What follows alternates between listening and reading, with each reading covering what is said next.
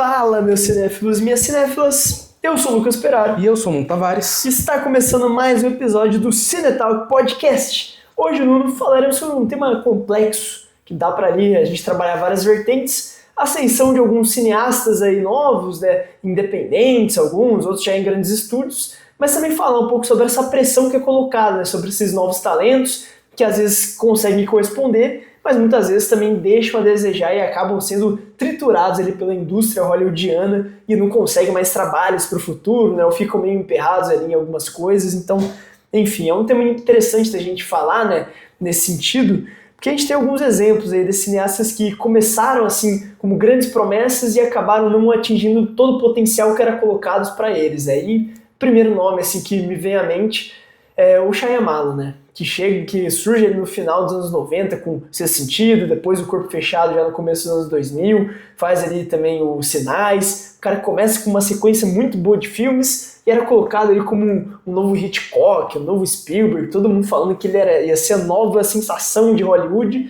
E ele começa a fazer alguns filmes ali que desapontam muita gente, cineasta tanto enquanto inconstante, né? O último filme dele, por exemplo, eu acho que é um filme bem abaixo, né? O Armadilha. Mas é interessante, né, a gente tratar desse assunto de como a pressão colocada em cima desses novos talentos acaba, muitas vezes, né, atingindo ali, às vezes eles tentam fazer coisas que tá fora do alcance deles e gera essa pressão ali, né, em cima desses caras, né, Nuno? Em relação a isso, é realmente porque você vê muitos diretores agora que já tinham, né, filmes muito consolidados, que já tinham filmes muito bons e acabaram, tipo, não vou dizer que se perdendo, talvez por conta da pressão dos estúdios, mas talvez em visão criativa, ou talvez não ter o mesmo patamar que antes. Mesma coisa com o Shyamalan e também com o Andy Muschietti também, que ele fez o The Flash, né, e eu vi recentemente o It, né, então... Que ele tem um bom trabalho, que né, tem um bom trabalho It. em comparação a esses, então fica bem abaixo mesmo. E muitos outros diretores também, por exemplo, Chris Miller, né, que também foi um dos diretores do primeiro Aranhaverso, que foi um dos produtores do segundo, dirigiu né, Uma Aventura Lego, então... Sabe, e ele fez essa bomba, né, que foi Smurfs, que a crítica... Filmaço. Opa, melhor do ano, Absolute Cinema. Scorsese até elogia e fala assim, nossa, que obra-prima.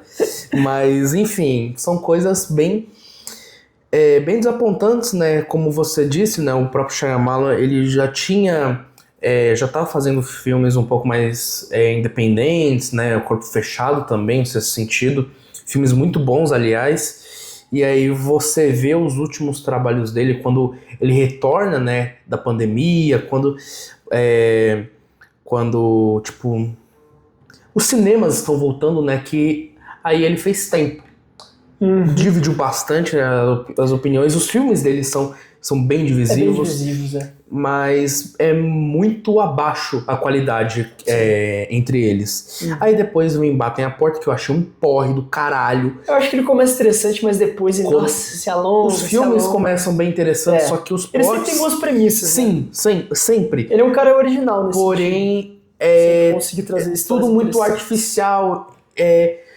O texto é muito artificial. É um negócio meio teatral. E também muito positivo às vezes. Né? E às vezes ele não consegue passar isso pra tela, às vezes. Principalmente o final de Batem a Porta. Então, isso que eu acho que é legal de ressaltar do Shyamalan é que ele tem essas ideias muito interessantes e originais. Só que, cara, ele começa com essas ideias, ele começa desenvolvendo bem, mas ele parece que não sabe pra onde ele quer ir. Exato. Ele não tem um roteiro, ele começa de tal ponto, que, cara, pra você fazer um filme, você tem que começar ali de tal ponto e saber onde ele vai terminar. Como ele fez no Sexto Sentido, no próprio Fragmentado, Corpo Fechado. Sim. Ele tem filmes muito bons que tem ali um começo que você tem essa ideia original e ele termina de maneira perfeita. E, cara, ele não tá conseguindo fazer isso nesses últimos filmes. Ele começa com essas boas premissas, mas não consegue desenvolver. O final do tempo também é uma bosta. É horrível, cara. Negócio cientista. Não, cara. Tipo, extremamente genérico. Tipo, uma explicação que surge do nada, sem sentido algum, que não tava presente na trama. Então, assim, é uma baboseira completa, um filme que era interessante, que tinha uma premissa muito legal, bons atores, e que acaba perdendo completamente conteúdo, né? Por esse final expositivo e bem ruim mesmo, né? Ele coloca-se como uma armadilha também, esse último filme dele, que começa muito bem, essa questão, pô, um assassino, um serial killer que leva sua filha para ver um show famoso, e aí a polícia foi encarregada de conseguir pegar serial killer sabendo que ele ia estar no show. Então, sabe, uma premissa São muito boas legal. estratégias, inclusive. Boas estratégias, só que porém, o final é uma porcaria. Vai indo, nossa, daí coloca a filha dele pra atuar, Exato. e é pavoroso. Então, assim, é um cara que tem muito constante e a galera colocou essa pressão em cima dele, né, de ser esse cineasta original, de boas premissas que ele consegue fazer, só que sempre tem que ter o plot twist. Exato. E muitas vezes ele não consegue fazer isso. Muitas pessoas estavam com hype em Armadilha porque todo mundo pensava assim, nossa, vai ser o retorno de M. Night Shyamalan. Todo mundo achou isso e foi uma bosta. Ah, não acho uma bosta. Tipo, não, eu também não acho uma porcaria, mas o final é uma bosta. Tipo, os primeiros uma hora é bom, bem desconexo, sabe? Foge muito do que tava sendo. Tipo, o ritmo é muito bom, não é ruim. Sim. Então, sabe, a mesma... Eu não vou dizer... eu acho que eu vou dizer também, mas o Wes Anderson tem um... Porra, mano. Cara foda.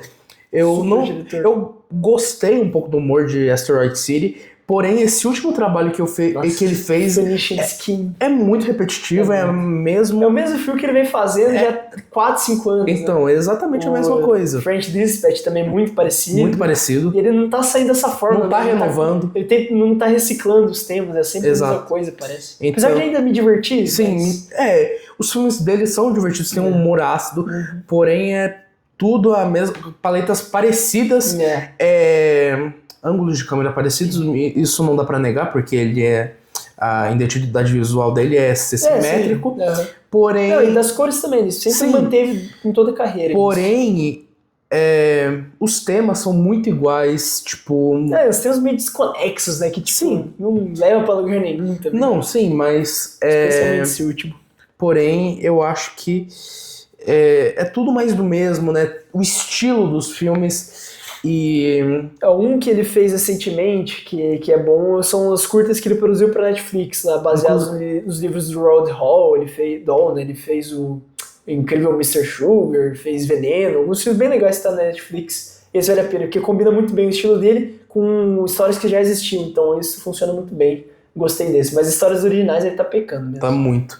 Então, vamos falar também dessa parte, né, essa pressão que esses cineastas também sofrem, ou para finalizar grandes franquias, ou para iniciar filmes de carreira mesmo. Cara, um exemplo que tem exatamente sobre isso é o J.J. Abrams. Exato. Que surgiu assim como um novo Spielberg, todo mundo pensava a mesma coisa. Uma nova promessa, um garoto ainda que vinha com esse estilo, com blockbuster, né? O cara que conseguiria fazer essas cenas de ação super épicas, que conseguia emocionar e realmente fez bons filmes, né? Super 8 pra mim é um filme muito legal, eu assistia muito na infância e pretendo assistir logo também, porque é um filme que me diverte bastante. Ele tem esse controle, você vê que ele tem ali o tato para conseguir o que o Spielberg faz, essa mistura do maravilhamento, do fantástico, com um pouco de terror também, como ele aborda em Contatos Imediatos, no próprio Tubarão, no Jurassic Park.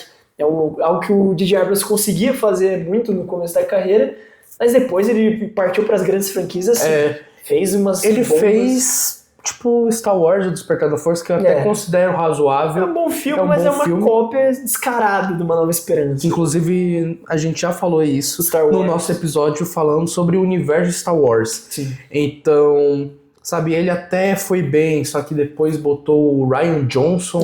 Que daí é o cara que propôs algo completamente diferente dele. E aí ele fez uma Os Últimos Jedi, que também pra mim não é um bom filme, uma porcaria. Enfim, e aí o J.J. Abrams volta achando que pode consertar tudo com o pior filme da saga Star Wars. Que é Ascensão Skywalker. Que foi uma das coisas mais tenebrosas que eu já vi. Nossa, eu me lembro até hoje que minha mãe falou assim, não vamos conseguir ir na pré-estreia de Vingadores Ultimato, vamos no de Ascensão Skywalker. Minha depressão foi tanta depois que eu saí desse filme. Ficou mal, né? Eu quase queria me Nossa, matar. que filme terrível. Que filme cara. terrível. É um dos piores filmes que eu vi na vida. O fã de Star Wars até se envergonha só de você lembrar dessa Exato. bosta. E assim, a gente tá falando aqui nesse caso, né, do Star Wars, que ele teve uma pressão gigantesca pra conseguir resolver o que o Rian Johnson fez, apesar de ser um filme que é bem aclamado pela crítica, né? Não foi tão bem aceito pelo público, Os Últimos Jedi. Então ele vem ali com esse papel de querer reformular, mas ele faz aquela bagunça, traz o Palpatine de volta, coisas assim sem sentido algum, sabe? Então foi bem desnecessário, mas ele ainda teve bons trabalhos. Ele fez o Star Trek de 2016, o Beyond, que é um bom filme também. Mas ultimamente ele tá sumido, né? Ele não fez mais nada depois disso, parece o J.J. Abrams. É um cara que chegou com toda essa pompa. Ele fez também o Missão Impossível 3, né? É bom lembrar que é o pior da franquia também. Então, assim, é um cara que é muito inconstante na carreira. Tem alguns bons filmes, mas decepcionou em vários momentos. E ele chegou com toda essa pompa de ser o novo Spielberg, uma pressão desnecessária em cima do cineasta, que vamos ver ainda, pode recuperar, ele é novo ainda, o cara já mostrou que tem muito potencial, mas que sofreu muito dessas pressões, né, de estúdio, de público também, né, que queria que ele entregasse uma coisa e quando ele entregou acabou que não foi da maneira que todo mundo esperava. Então, enfim, eu acho que é um cara que elucida bem nesse assunto. Exato. E antes que falhe, ele vai retornar com um filme chamado Anchors. História original essa? História provavelmente eu acho que é original. Amém. E eu acho que é a melhor alternativa pra ele depois. Mistura sci-fi com ele é bom, um monte de coisa. Ele é bom. Fantasia e mistério. Bom. E vai ter Glenn Powell, Jenna Ortega, Samuel L. Jackson no elenco. Bom, né? E vai ser produzido pela Warner e não tem data de estreia no momento. Então, animado. E você vê que tem outros que acabam se dando bem em cima disso, que vamos falar dos irmãos Filco também, que fizeram aquela maravilha, que eu acho que na minha opinião é um dos melhores, não vou dizer, eu gosto muito, né, então eu admito, eu fiquei muito impactado quando eu vi o filme, que inclusive Faça Ela Voltar, né, o novo filme deles vai lançar agora, dia 21 de agosto nos cinemas. Assistam-se em Londrina. Exato. Se chegar lá, tomara que chegue, vamos fazer com... Por favor, Letícia, se estiver vendo isso, coloque Faça Ela Voltar no cinema. Filmaço, inclusive, muitas pessoas elogiaram ele, então animado pra ver. É um filme que todo mundo tá falando muito bem. É um caso muito particular, né? Exato. Desse duplo aí, porque eles surgem fazendo vídeos pra internet, né? Esse conteúdo de internet, brincando ali com esse gênero de terror. Sumidos por 2 anos. Exato. E aí falaram assim, não, vamos fazer um filme de terror? Vamos! Aí, os maiores sucessos de terror nos últimos anos. Exato, então eles conseguiram fazer um puto terror psicológico. Eu me cago de medo só de ver a cena da batida. Eu me cago de medo. Nossa, essa cena é do caralho. Então, eu acho que eles conseguem mesclar muito bem isso, né? O que é realidade e o que não é, sabe? Com o sobrenatural. Exato. E eles conseguem fazer isso como se fosse, tipo, realmente real, tal. Um negócio que... situações realmente hipotéticas mesmo. Então eu acho que eles conseguem fazer isso muito bem. E além de criar uma tensão maravilhosa do terror psicológico, eles sabem. É absurdo o que eles fizeram. Outra coisa que eu acho que é o grande trunfo aí que eles têm é serem 2 cineastas jovens que cresceram nessa geração com muita rede social e tudo mais. Cara, eles conseguem se conectar muito com o público jovem. Exato. Né? O Fale Comigo é muito exemplo disso. Óbvio, né? Filme de adolescente fazendo cagar, mas eles conseguem dar esse impacto porque eles sabem do que estão falando. Exato. Então eles conseguem dar profundidade para os personagens. E, cara, é algo que é um grande diferencial, né? Porque, que muitos... assim, que você pensa, né? É um filme sobrenatural que, assim, não que foi feito anteriormente, mas histórias parecidas, né? Dessa questão aí de possessão maligna e tudo mais. Mas eles abordam muito bem essa questão de depressão, de ansiedade, problemas familiares, eles sabem... E também da adolescência, que coisa que é difícil também. Que é difícil você tocar. De colocar, tipo... Você pega muitos filmes nacionais, muitos filmes internacionais também que são colocados. Vira uma baboseira, vira assim, sou influencer. Porque um cara de 50 anos escrevendo sobre ser jovem hoje em dia, tá ligado? Tipo, tudo bem, óbvio, a pessoa já foi jovem, ela sabe como é ser jovem, mas é diferente de geração, né? Exato. Então são caras aí mais novos que estão fazendo filmes aí com esse conteúdo e sabem fazer com maestria, então eu tô muito animado pra assistir Bring Her Back. Exato, e... Agora também eles Eles tiveram até que uma estreia pequena, né? Porque o investimento foi deles, né? Foi 3 milhões de investimento no filme e o filme fez 45, 50 Baita milhões sucesso. no mundo inteiro, É. o que é um absurdo, né? Para um Baita filme sucesso. de baixo orçamento, com aquelas atuações. Sabe, é absurdo que eles fizeram. Mesmo, cara. E na época a Sony falou assim, agora que o nome de vocês está em alta, vocês vão ser os diretores de Street Fighter, o filme, que vai lançar ano que vem. E Eu tô com medo, velho. E aí eles falaram assim, não, vamos focar aqui no indie mesmo, A24. Melhor, né? E aí bem que eles não pegaram essa cagada aí de Aí fizeram isso. E agora o próximo trabalho deles é Fale Comigo 2, que eu estou meio preocupado. Já não acho necessário. Ninguém acha necessário isso. Ninguém acha necessário, né? Eu acho que o que pode acontecer é parecido que aconteceu com aquele filme do Sam Raimi dos anos 80, cara. Evil Dead. Evil Dead. Porque ele fez o Evil Dead 1, foi aquele sucesso, a galera começou a ver. Aí falou, vamos fazer uma continuação. Ele pegou, fez basicamente o mesmo filme, só com o orçamento aumentado, numa produção muito melhor, então pode ser que aconteça isso. Eles recebam mais orçamento, façam um filme muito parecido, mas com maior qualidade. Então isso pode ser que aconteça e seja legal, né? Porque o Evil Dead 2 é inclusive melhor que o primeiro, apesar de ser muito parecido. Mas essa questão, né, de ter mais dinheiro, são diretores que parecem que sabem trabalhar com essa questão do terror, recebendo ainda mais dinheiro, acho que pode funcionar bem. Então talvez seja algo parecido, né? Uma suposição, mas pensando friamente, não era necessário, e ainda mais que eles já estão fazendo um novo terror original que tá aí pra lançar, né? Então, tipo assim, você vê que eles têm ideias, então vamos ver, né? Mais um prequel ainda, mais uma spin-off, então... Aí já me preocupa demais. É um negócio totalmente desnecessário, porém é um negócio meio... pensativo atual, nisso, né, sabe? Tendência atual é de qualquer maneira fazer uma continuação, apesar de ser necessário ou não. Exato, sempre aproveitar os sucessos. Porque vamos falar sobre isso também, que muitos... vamos falar agora, né, que já aproveitando o hype e tal, sobre Lilo e Stitch. Eu sei que parece meio aleatório falar disso, mas... Não entendi como vai se encaixar, mano. Calma. Lilo e Stitch... esse live action fez 1 bilhão de bilheteria. Tá, 1 bilhão, né? Porém, o mesmo diretor de Lilo e Stitch é o mesmo diretor de Marcel the Shell. Marcel em Uma Concha de Sapatos. É um filme muito bom, Marcel. Eu amei. Nossa, a concha mais fofa do mundo. Vamos ver apertar. Foi indicado ao Oscar, inclusive, né? Se eu não me engano, sim. Lá em 21. Né? 21, 22. E você vê que ele não consegue fazer um filme em comparação tal, por conta das limitações do estúdio também. E nem tanta liberdade criativa. Você vê que dando liberdade criativa tem umas bombas aí que saem, né? Que nem foi Coringa 2, por exemplo. The Autumn Nights, por exemplo. Sim. E tem outras obras-primas também, que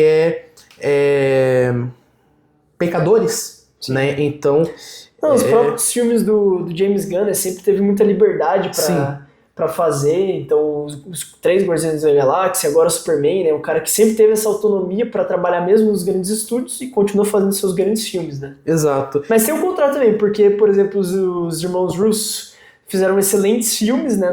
Na Marvel, os Vingadores e tudo mais, o Capitão América Guerra Civil. E, cara, eles tiveram maior liberdade pra fazer filmes pra Netflix e só fizeram bomba, né? Agora estão de volta aí pro novo Vingadores, vamos ver se com o controle do estúdio eles realmente são melhores. Exato, porque vamos ver se realmente é isso, porque você vê que eles já tinham ido muito bem antes da pandemia ou algo parecido, né? Mas aí você vê que depois disso, né? Depois que eles vão pra outros estúdios e depois da pandemia, parece que dá uma decaída. Eu não sei se parece... meio que uma maldição que muitos diretores depois da pandemia meio que enfraqueceram, meio que não estão fazendo filmes com tanta qualidade quanto antes, ou se realmente alguma coisa mudou, ou sei lá o que, sabe? Então tem muito disso, porque agora você vê que por exemplo, o diretor de Marcel the Shell, ele comandou um live action, por exemplo, um live action que fez 1 bilhão. Exato. E ninguém mais tá nem aí pra ver ideias originais. O próprio Hélio da Disney é uma prova disso. Apesar de que não é tão original assim também, vamos combinar. Mas realmente, né, o Elementos conseguiu até recuperar um pouco do sucesso, mas a gente tá em carência, né, desses grandes filmes originais. O Pecadores vem pra mostrar que o público tem esse interesse, mas óbvio, tem que ser uma obra de muita qualidade, assim, Exato. porque o grande público é conquistado por isso, por qualidade. Apesar do Lilo City, óbvio, é um filme bem qualquer coisa, mas tem a questão das crianças, a gente entende o porquê tá fazendo tanto sucesso. Mas o Pecadores, você pensar, é um filme que não tinha nada pra fazer sucesso. Exato. Pô, blues dos anos 20, falando sobre racismo, com vampiro no meio. Apropriação cultural. Apropriação cultural, um filme com super crítica, metafórico pra cacete. E, cara, fez sucesso porque é um puta de um filme, com atores espetaculares, uma direção super bem controlada. Então, assim, o público quer ver qualidade. Exato. E muitas pessoas falam assim, é só trazer o elenco e tal, que o pessoal vai assistir. Nem sempre. O filme dos Smurfs, por exemplo, é uma prova disso. Trouxe o diretor. Trouxe Chris Miller, que é um elenco de voz gigante. Trouxe o Marshmello, o fucking Marshmello. Trouxe a Rihanna. E olha a bomba que saiu. Exato. Então nem sempre. Sim. É porque, mas o filme acabou sendo ruim, né? Então, exato. Aí é um caso particular. Mas, por exemplo, o Oppenheimer, que Christopher Nolan, genial, como sempre. Como sempre não, né? Mas, um grande diretor que tá consolidado, com Batman e tudo mais, super elenco, cara, um filme com extrema qualidade, fez quase 1 bilhão, um filme sobre homens conversando sobre física por 3 horas, tá ligado? Então o público quer ver qualidade. E também pelo Barbenheimer. O próprio Barbie também, cara. Eu acho que ele não teria todo esse apelo se não fosse um filme bom, um filme dirigido pela Greta Gerwig, com Margot Robbie, com Ryan Gosling. Poderia fazer um grande sucesso? Poderia, eu acho que faria. Mas 1 bilhão eu acho que não bateria, porque é um filme que tem qualidade, tem coisa pra falar, entendeu? E o público busca isso, continua buscando isso. O próprio Fale Comigo é um exemplo, o filme custou 3 milhões e teve um retorno de mais de 40, então... é um exemplo muito claro. Realmente. E a indústria só tá servindo live action, sequência, os caras toda. E alguma hora eles vão ter que se reinventar, porque não dá pra fazer sequência e live action toda hora. Uma hora a galera vai cansar disso também. O próprio Como Treinar Seu Dragão, apesar de ser um bom filme, ser bem feito, não tá esse sucesso todo. Exato. Tá batendo 500 milhões, mas é um filme que previa bater perto de 1 bilhão, sabe? Exato. Então, vem muito disso, né? Pecadores é uma prova que ele meio que burlou, né, isso. Então, mostra muito bem isso. E vamos ver o que pode ser, porque... O futuro nos reserva. Exato, porque você tinha... vamos ser bem sinceros agora. Você vê que agora que tá tendo essa década e tal, tá tendo mais filmes originais, mais pessoas estão querendo ver esses filmes do que na década passada. Tinha filmes melhores como La La Land, Moonlight, muitos outros do que atualmente. Então... cara, mesmo o filme do próprio diretor de La La Land, que pra mim é um baita de um filme, que é o Babilônia. Absurdo. É um puta de um filme, galera, ninguém viu, foi um fracasso total, não reconhecido ao Oscar. Pra mim uma obra-prima, eu acho um filmaço. Então é curioso mesmo de pensar esse tipo de coisa, mas são muitos fatores que levam em conta. A época de lançamento, o Babilônia eu lembro que foi, mas no final do ano... Foi em janeiro de 22. Então. E, cara, bateu com que filme? Com Avatar, tá ligado? Como é que compete com Avatar? Que tem muita qualidade também, James Cameron, direção sempre espetacular, a gente sabe a força que essa franquia tem, então fica difícil, né? Então sempre tem que levar em contexto. Barbenheimer, o fenômeno que foi, Pecadores, o fenômeno que foi... Tudo tem um contexto, a qualidade, o momento em que é lançado, o que o filme está querendo dizer, se bate com o que está sendo falado na época, o que o Babilônia, querendo ou não bate com essa nova geração e com pouquíssimas gerações, a não ser quem ama cinema de verdade, que ama cinema norte-americano em específico. Porque não bate com a maioria, sabe? Tá falando de uma época muito específica, sobre pessoas muito específicas, e não é qualquer um que vai querer ver. Exato. Pecadores, apesar de sim ser um negócio, como a gente falou, específico e metafórico e tudo mais, que em teoria não tinha nada para dar certo, mas tem muitas pessoas que vão se identificar com o filme, que entendem o que está falando de apropriação cultural, que é um tema muito recente, um tema muito atual, né, melhor dizendo. O próprio Barbie também sobre machismo, feminismo. O Oppenheimer é outra coisa mais em particular, mas é algo que interessa a galera, né, falando sobre guerra, sobre bomba atômica, querendo ou não é algo que interessa. Então, são muitos contextos que a gente tem que... Exato. A mesma coisa com Ainda Estou Aqui mesmo, tem o Selton Mello, a Fernanda Montenegro aparece tipo por 5 minutos no filme. E, cara, é uma coisa se Eu Ainda Estou Aqui é lançado em 2010 do que ser lançado no ano passado. Exato. Com tudo que aconteceu de questão política, de pessoas defendendo a volta daquela época, sabe? É algo completamente diferente, né? O contexto ainda seria um filmaço, porque é uma história muito impactante, né? Mas é muito diferente se ele fosse lançado em 2010 do que ter sido lançado no ano passado, né? Sim, então dá pra você ver isso em questão também, que as pessoas não vão ver um filme também pelo elenco. É tipo, o filme tem o Tom Cruise. Foda-se se tem o Tom Cruise, caralho. Eu quero ver, velho. Foda-se, isso foi em 2022. A gente vai ver um contexto, a volta aos cinemas, Top Gun.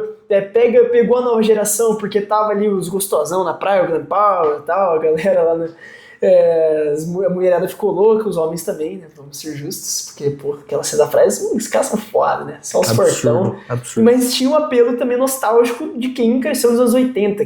E ainda conseguiu ser um filme bom. Conseguiu ser um filme bom. Melhor do que o original. Muito melhor que o original. Mas tem isso, conseguiu dialogar com o público atual e também trouxe essa nostalgia para quem assistiu ano passado, porque o filme passava a rodo na sessão da tarde, nossos pais assistiram, tá ligado? Então é um filme que conseguiu criar essa conexão com os públicos diferentes, né? Então também tem contexto em si. Exato. Ao contrário da Missão Impossível, que já vem cansando nos últimos tempos, e mesmo com a figura do Tom Cruise ser muito chamativa, não só ele vai elevar o filme, né? Pra mim é um dos mais fracos da franquia. Não só ele vai fazendo aquelas cenas malucas do caralho, vai levar o pessoal, sabe? Exato. Então... E lógico, o último, antes desse, né? O Acerto de Contas Parte 1, teve o contexto de ser lançado um pouquinho antes do Barbenheimer. Uma semana antes. E aí o fenômeno do Barbenheimer simplesmente acabou com o filme. Então tem esse contexto também. E o desse ano realmente é um filme que eu acho um pouco abaixo. Tentou vender essa franquia épica, mas ninguém tinha assistido o primeiro filme, poucas pessoas tinham assistido, e era importante você ter assistido para conseguir entender esse, e acabou dando nisso um filme que não conseguiu o sucesso esperado. Exato, então é mais por conta disso mesmo, né, que a gente estava falando em questão de cineastas independentes, negócios, tem uns bons nomes aí surgindo, os irmãos Seth, cada um tem um filme lançado, né? Eles faziam filmes juntos, eles fizeram o Good Time com o Robert Pattinson, fizeram o Uncut Gems com o Adam Sandler, sempre aquele filme insano, com ritmo muito alucinante, frenético, exato. E agora eles se separaram, né, pra fazer, cada um vai fazer um filme, o Benny Safdie vai dirigir o Smash Machine, o Coração de Lutador, né? Coração de Lutador. Coração de Lutador, que vai ser o The Rock ainda elenco, inclusive falando que o The Rock pode pintar no Oscar aí, falando que é uma boa atuação dele, vamos negócio esperar forte, pra ver. E o Josh Safdie fazendo um filme com o Timothée Chalamet, que é o Marty Supreme, também muitos papos de Oscar e tudo mais. Então, 2 cineastas aí que aparecem também mais do independente, né, da A24, que tem futuro muito promissor. Muitas pessoas também estavam falando assim, filmes independentes e tal, né, pega o próprio Kleber Mendonça Filho, que lançou Som ao Redor, depois lançou Aquários, e aí depois foi o primeiro grande mesmo de público, de crítica, tipo, internacionalmente mesmo. Foi Bacurau. E agora, tipo, a gente tá voltando... Chegou no ápice, né? Com Wagner Moura. Chegando no ápice agora, porque teve o Retratos Fantasmas antes, que lançou em 23, mas é um filme bem pessoal. Bem pessoal. Que é bem barato e tal. Porém, agora, depois de muitos anos, depois de alguns anos, quem imaginaria que o Kleber conseguiria levar o Brasil... Levou o Brasil pra Cannes, ganhou lá também. Mas Cannes ele levou... Não, sim, o Bacurau também. Não, o Aquário também. Porém, uma grande chance no Oscar, grande visibilidade internacional, com mais de 90 países comprando a distribuição do filme. O filme já tá confirmado em mais de 90 países. Nem isso aqui teve uma campanha tão forte no começo. Nem teve. Então, nem agora, se duvidar. Nem agora. Então, é um negócio que você vê que a repercussão tá crescendo cada vez mais em relação a isso. É bom demais. Então, é muito grande você ver isso, que também cineastas independentes estão ganhando muitas forças agora. Por exemplo, pega também o Sam Baker, né, de Anora. Então, pô... Sempre teve ali um circuito de filmes mais marginais, e agora ele conseguindo, né, esse boom com a Nora, todo mundo esperando muito o próximo projeto dele, um cara que já era muito bom, mas realmente era pouco reconhecido, né, especialmente quando se tratava de Oscar, essas grandes premiações, e agora ele teve o devido reconhecimento, pra mim não no melhor filme dele, mas é um bom filme, a Nora, a gente tem que reconhecer, mas tá aí, então é outro cineasta que é importante a gente destacar mesmo. Mas é isso, né? Acho que falando bastante, tem compromisso agora, já estão me ligando aqui, rapaziada, perdão. Queria falar mais porque é um assunto muito legal, a gente pode até fazer uma parte 2 depois, discutir sobre todas essas questões da indústria cinematográfica, que é um tema que rende bastante coisa, né, como vocês perceberam. Mas é isso, né? Exato. Bom tema de episódio. Nosso propaganda está lá no Cine Londrina, vejam lá. Confiram os filmes que estão passando no Cine Londrina, né? Muitos lançamentos aí do mês de julho. E também acesse nosso site, que lá tá os episódios, os vídeos e as plataformas em que a gente posta os nossos episódios. Além disso, sigam a gente em todas as redes sociais. Vamos lá, Instagram, TikTok, Spotify, Deezer, Amazon Music, Instagram principal, YouTube e Pocket Cast, Amazon Music, acho que já foi, né? Enfim, é isso, acho que Deezer também, né? Deezer também. Então, tudo isso que tínhamos que falar. Vamos fazer uma parte 2. Esse assunto vale muito. Vai render pra caralho. Então, é um assunto muito interessante que vai dar muito assunto pra gente debater. Então é isso. Eu sou o Nuno Tavares. E eu sou o Lucas Peralta. E até o próximo episódio. Valeu demais, rapaziada. Esse foi o Cinetalk Podcast.